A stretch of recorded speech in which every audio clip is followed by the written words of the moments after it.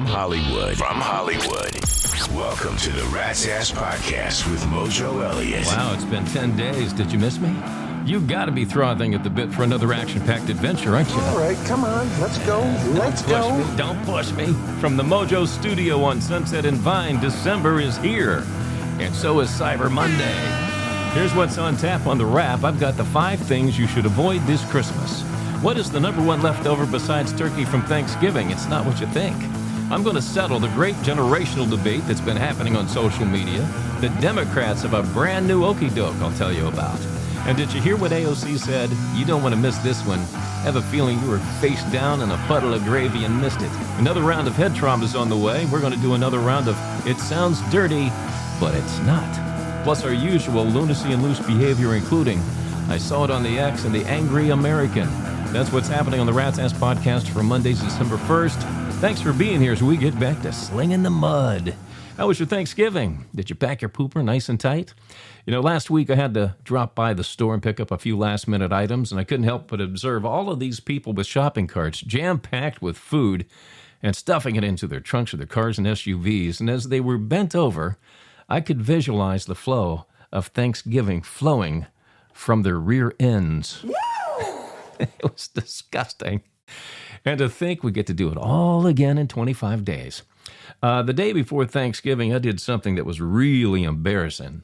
I even debated telling you about it or not, but I actually did a faceplant into the corner of a wall at the Mojo Manor, a place I've lived over 25 years, turned around and smacko right into the wall, and got a mild concussion for a few days, which could make the day quite interesting for you. Now, I have this big yellow bruise on my forehead that's kind of healing, but I look like I'm getting jaundice. So, yeah, I almost pulled an Ace Frehley on you over the Thanksgiving holiday. And I know what you're asking. What did the doctor say? Did you go see the doctor? No, I didn't because of Obamacare. My deductible went from $250 to $5,000. That's why I didn't go to the doctor. I took my chances. What a lying prick that son of a bitch was. Man. Hey, how's that for slinging mud first day back, huh? All right, let's get into the wrap. Now that the silly season is upon us, and it's all in full swing, I think you'll agree with me that 2025 has been one crazy-ass year. I mean, here in L.A., it started with fires, right out of the gate. And with politics being jammed so far up our asses these days, I've developed a list of 5 things I think you should avoid this holiday season to ensure your Christmas is joyful and triumphant. Number 1, do not hug an Afghan. Don't do it unless your grandmother knitted it for you. Do not invite a Muslim to Christmas dinner, and I think you know why. You don't want to save your leftovers for Somalians. They wouldn't appreciate it. Forget about kissing a communist, too. They're all around us. You'll just entice more of them to come. Hey, they really kiss good in America. Come over here. Communism and ruling.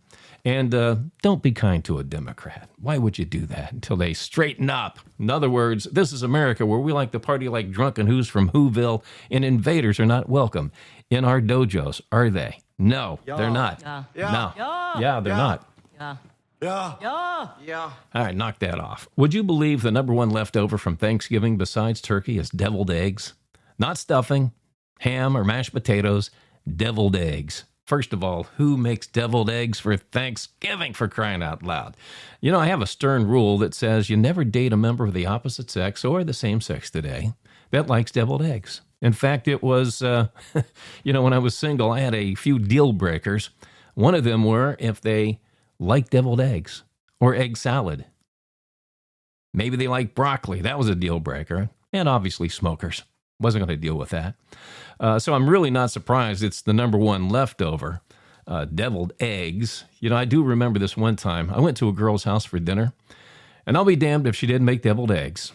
And when she put them on the table, it was like a scene out of Trains, Planes, and Automobiles. You know that one where Neil and Dell walk into the hotel room, and there's only one bed? I started looking at those damn deviled eggs, trying to quickly determine how in the hell am I going to get out of eating these without offending her. I thought about it, and then it finally hit me. I said, oh, you got to forgive me. I forgot something in the car, and I'll be right back. And then I got the hell out of there. All right, if you've been on social media recently, there's been a lot of posts about Generation Jones, and it's all wrong. All wrong. First of all, they're trying to sell you on the idea that Generation Jones are a subset of boomers born from 1954 to 1965, and it's not true. Now, as a radio programmer for many years, I spent more time determining demographics more than I did predicting the next hit song. And that was a lot of work I put into this. And what I discovered is the boomer generation is split between two subsets. One I call Generation Smith, born from 1946 to 1954. These were the flower power people, the hippie types who had to deal with Vietnam and hung out at Woodstock. Think about Elvis to the Beatles and Rolling Stones for this generation. Generation Jones was born in 1955, not in 1954. They're just trying to muscle in on our action to be cool. But it was 1955 to 1964. 1965 was the start of Generation X. So they're trying to muscle in on two generations. You see what they're trying to do in this debate on social media? Now, those of us born between 1955 and 1964, we are the generation that grew up with no wars, no draft, the beginning of hanging out at shopping malls, the first to adopt new technology. We had MTV and the music of the 70s and 80s to inspire us. We hung out at nightclubs, starting with the inventive disco. And we are the ones who inspired Generation X, born from 1965 to 1980. Now, Generation Jones is also known as the forgotten generation because we were never marketed to directly. Marketers back then just lumped us in with boomers, which turned out to be great for us because we were able to kind of slip under the radar. But to put it into perspective, you got to think about Eddie Van Halen to Eddie Vedder. That defines Generation Jones. So I rest my case on that one. Am I right or am I wrong? Let me hear about it.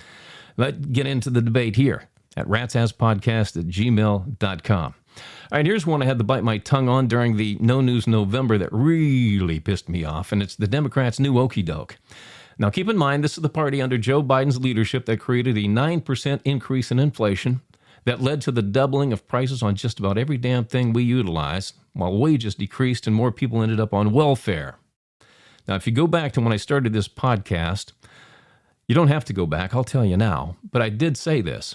I told you based on how the economy recovered under Reagan after Jimmy Carter, another Democrat who created massive inflation here in the United States, the prices would not drop significantly. You wouldn't notice it. Wages would have to catch up like they did in the 80s. Now, this took Ronald Reagan's turnaround about 3.5 years and almost cost him a re-election. Almost. But the economy recovered and things were going gangbusters just in time for that election. Companies now know what you'll spend on products. You might bitch and complain about the price of beef right now, for an example, but you'll pay it. You'll pay the price they want to charge. It has nothing to do with government stats, which is why you hear Trump saying prices are down. They are, based on the government stats that they follow. But you're not feeling it, and that's really the difference, is that we're not feeling it. Now, the Democrats' new okie doke is they're out there saying they're the affordability party. That's what they're running on coming up in the midterms. This is the same party that brought us the Affordable Health Care Act. That was anything but affordable. Okay, so they're going to try and pull this okie doke on you again. This is what they're going to run on coming up in the midterms, and you're going to hear a lot of this over the next year or so. We're the affordable party. We care about folks. But if there's one thing we should have learned in this world that's true, whenever Democrats try to sell you, the exact opposite is going to happen. Think about it. There's lots of examples out there. All you got to do is research it. All right, when the shutdown ended, did you happen to hear what AOC said? Alexandria Ocasio-Cortez, the senator or the representative from New York? She was overheard saying this in the halls of Congress, and thank God we have recorders. They're learning is that Democrats are weak, and that next time we just need to hurt working people and working Americans more to get them to fold. Okay, if you missed it, let me spell it out for you. She said the Democratic Party looked weak when they closed and shut down America and gave up. The next time, we just need to focus on hurting the American people more to get them to fold. I mean, listen again. They're learning is that Democrats are weak, and that next time we just need to hurt working people and working Americans more to get them to fold. Need to hurt the American people more so they fold. Democrats are some nasty, controlling a-holes, man. They can't run their own lives, but yet they know better than you do how to run your life. And that's called Democratic dipshittery. All right, before we jump into sports, let's check in with the Angry American and find out what has Tim Kramer ready to piss in someone's cornflakes today. Ever had something you wanted to say but couldn't quite figure out how to say it best? And then you run across somebody who says it better than you would have ever said it? Yeah, this is one of those cases. The Democratic Party is an evil institution. It's part of perverts, liars, psychopaths, anti-Christian bigots. Y'all killed Charlie Kirk, and you've had nothing but prayers and peace and love. We are better people than you. Our ideals are better than yours. You have nothing but ghettos, crime, housing projects, prisons, drugs, and premature death. Yeah, what he said. He cut his hair and his nose in between his toes, but he needs to do something with those damn ears. Here's Mojo Elliott with sports on the Wrap. She's back. All right, Lane Kiffin is out as head coach at Ole Miss and on his way out to LSU, where he'll have $25 million to throw at players in the portal, and he'll make a hefty $120 million himself. College football is a mess, my fiend. Something's got to change. Something's got to change. I remember I told you Texas A&M would probably lose to Texas and get bumped out of the top 5. Well, it happened. And the top 5 teams this week are Ohio State at number 1, who beat Michigan on Saturday.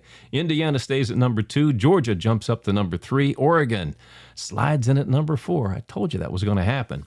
And Texas Tech stays at number 5. Ole Miss dropped out at number 6, and I have a feeling that was probably due to Lane taken off to LSU. The NFL proved parity is real yesterday. I went 8-7 picking games and 2-2 with my pick 4 money games. I mean, you just have a couple of weeks like this during the season when you predict games, but it does look like the Chicago Bears are for real. Indianapolis, I think they're turning out to be a fraud. And Shedeur Sanders doesn't walk on water. We found that out against San Francisco.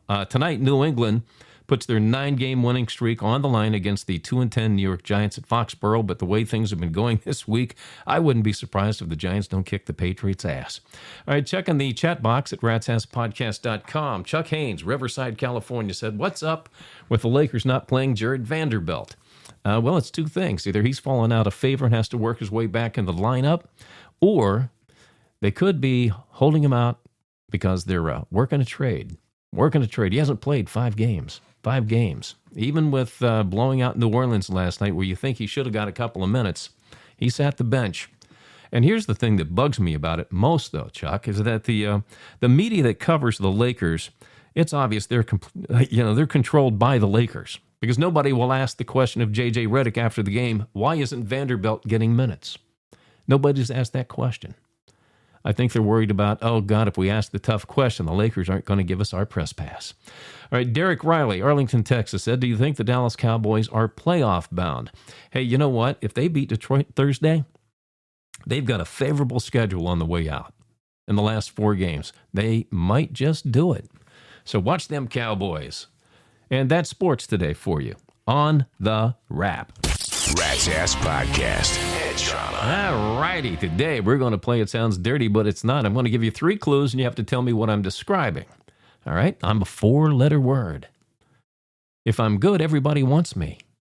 And I end in U-C-K. All right? I'm a 4-letter word. If I'm good, everybody wants me. And I end in U-C-K. I know, sounds dirty, but it's not. All right? Stick around. I'll have the answer for you coming up. It's time for some loose behavior on the Rat's Ass Podcast. All right, let's see what's up on the Rat's Ass Podcast X feed. All the Right Movies posted this one. What's a film that flopped that you love? I love this question because you can always pick up on some good movies we might have missed with this question. But, then again, maybe not, because a lot of people said Waterworld with Kevin Costner. I've never seen it, because I heard from everybody that it sucked. So I said, okay, I'll save my money. Surrogates with Bruce Willis came up. And this is a movie about COVID before COVID actually happened. So it's kind of fun to go back, maybe to see if this movie matches it. Because we always hear about how real life matches entertainment sometimes, right? Also, the remake of West Side Story. I'm saying, don't waste your time, man. Never remake a classic. I mean, if you're going to watch West Side Story, you got to watch the original. When you're a jet all the way, from your first cigarette to your last dying day. I only saw the movie once, but that one stuck with me, that whole thing about the jets. A movie that I will recommend to you, and I ran into it on Tubi over the weekend and watched it again, Neighbors with John Belushi and Dan Aykroyd. It's one of my all-time favorites nobody has seen. Yeah, it was a flop, but it's kind of a little bit of a cult classic maybe with Generation Jones, but it's really a funny movie. It really is. But it's called Neighbors. John Belushi and Dan Aykroyd. It's on Tubi. Check it out if you get a chance. Hey, heads up. Here comes your celebrity cheese. All right, a photo of Sean Diddy Combs has surfaced, and he's looking kind of disheveled, but happy. Combs' hair and his beard have gone completely gray, plus he's put on a few pounds. What are they feeding these guys in prison, huh? Yeah. Hell, he might not even want to leave when it comes time. But Combs is serving a 50-month prison sentence for sex trafficking at Fort Dix in New Jersey. And I still can't get over a guy who, the coincidence of a guy who's believed to have 764 dildos still serving time at Fort Dix. It's poetic. All right, are Ed Sheeran and Taylor Swift no longer pals? Not if you listen to Ed Sheeran tell it. Now, he said they've been friends for a very long time, and they just kind of see each other when they see each other. Now, here's the telling part of it. Ed found out about Taylor's engagement to Travis Kelce in the news. So my guess is Travis Kelce's already put the kibosh on the male friend issue, because we all know what the male friend is all about, right? Waiting for that weak moment when you can swoop in, get some who's your daddy action. Mm-hmm. Yeah. I know what you're thinking. Ed Sheeran and Taylor Swift, I'm not seeing it. Oh, yeah. Never underestimate those little guys who seem to be unassuming. Oh, they're horny little bastards. So Travis, he knows what he's doing. I think he does. All right, Gwen Stefani shut down rumors that she and Blake Shelton are having marital issues. She posted a photo of her and Blake kissing. Well, he was kissing her on the cheek on her social media. So are we buying it? I think we got to wait for a sex tape. I'm not buying the kiss on the cheek nonsense. Then again, on second thought, do we really want to see a sex tape with Blake and Gwen Stefani? Oh, you're going straight to hell for that one. Good chance there might be. Britney Spears returned to Instagram to post some dark material over Thanksgiving and treated us to a little dance. Now, first of all, who knew she left Instagram to begin with again?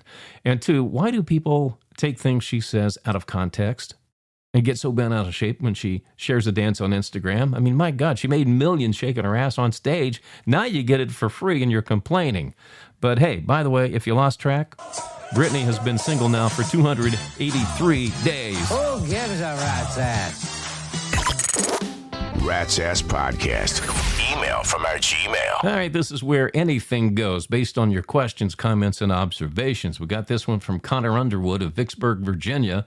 Now that No News November is over, will you please share your opinion on Laron Mamdami's win in New York? Well, Mamdami, as I like to call Mom Dummy, hasn't even taken office yet, and New York is already a war zone. The people who voted for him now feel emboldened, I think, to battle law enforcement, and it doesn't matter if it's ICE or the NYPD. They're taking out their frustrations on them, and it's only going to get worse.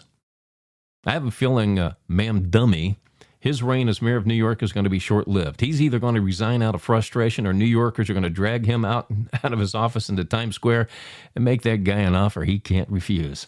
All right, Lester Green, Yorba Linda, California, said, whatever became of your attempt to reach Gavin Newsom to play a game of basketball, game of one-on-one? Well, the pussy wimp never got back to me. Okay, I called, I emailed, I sent, left voice messages, all of it.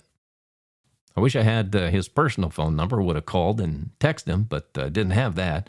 And, the truth is, I didn't think he would anyway. But here's an example of how he's all talk, no action. Mr. Basketball player came up in the hood. Yeah, okay.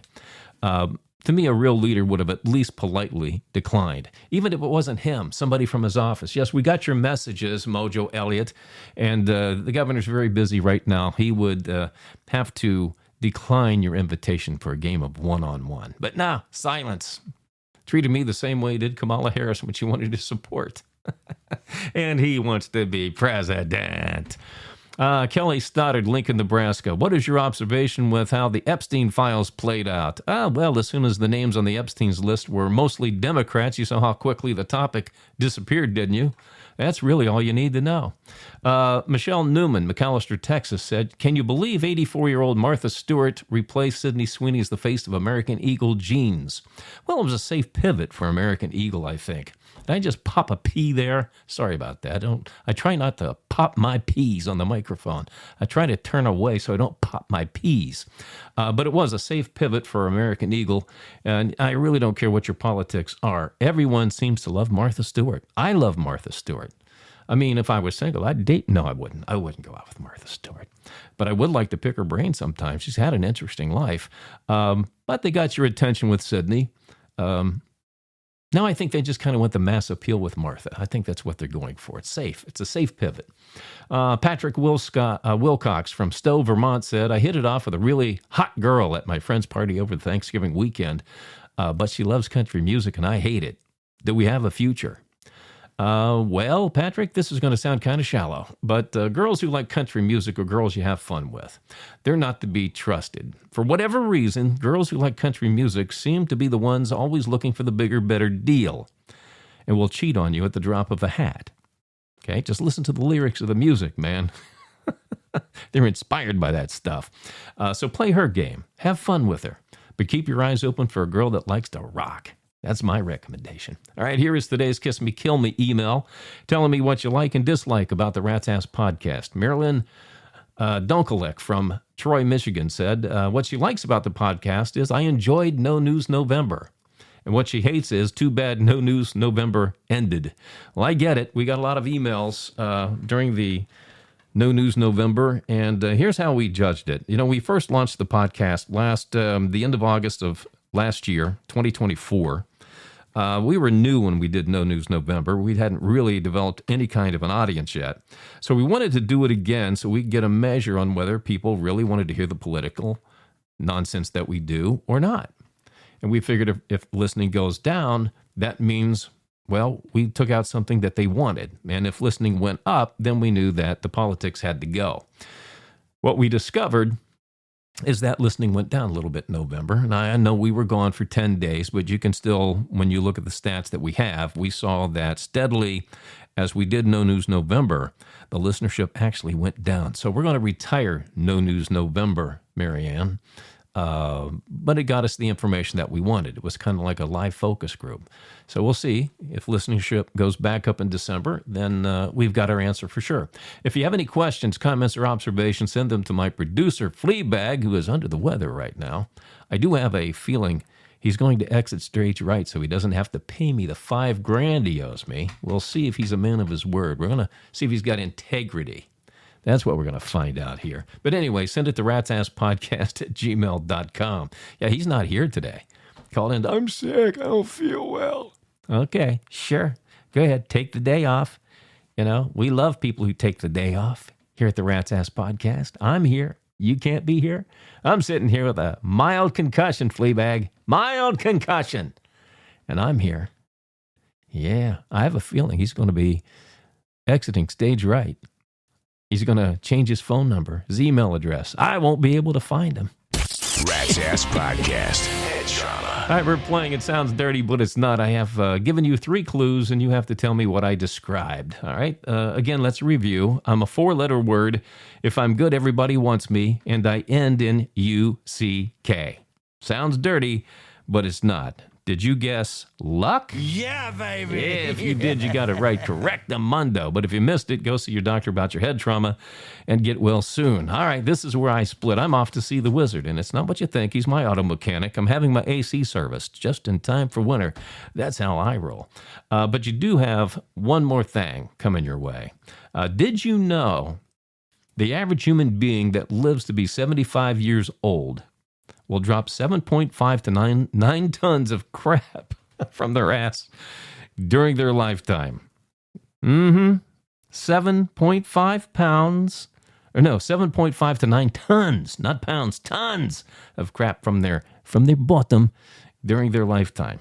Unbelievable, wouldn't you say? Wow, when you consider the world's population is over 8 billion, where does all that poop go? Well, I figured, Alexa, you're the expert here, that you would know exactly where it all goes. Sorry, but I'm not up to date on my poop on poop. Well, it's at least fun to hear you say the word poop. Stop being a poop head, poop head. Okay. She's back. There you go. There's your muzzle. All right, welcome to Rat Nation, now with 602 members strong. Dana Moore, Toledo, Ohio. Randy Jenkins in Kalispell, Montana. Jocelyn McDavid in Medford, Oregon. Sammy Snyder in Goodyear, Arizona. And Blake Downey in Irvine, California. And around the world to listeners in Montreal, Canada, Manchester, England, folks in Cork, Ireland, and Barcelona, Spain. Now's your chance to be one of the few and the loud. Join Rat Nation at ratsasspodcast.com. Membership does have its rewards, you know. All right, that's it for this episode of the Rat's Ass Podcast. Go check out ratsasspodcast.com to get the entire Rat's Ass Podcast experience. You can listen to a podcast, rock out to Rat's Ass Rock Nation. We got 500 deep cuts now. Read the blog that's loaded with hot topicality. Plus, you can still join Rat Nation without having to qualify and connect with us on the socials. We'll do this again on Thursday, December 4th. Take care of each other, and thanks again for dropping by. The Rat's Ass Podcast. The conversation continues between podcasts on X and ratsasspodcast.com. ratsasspodcast.com.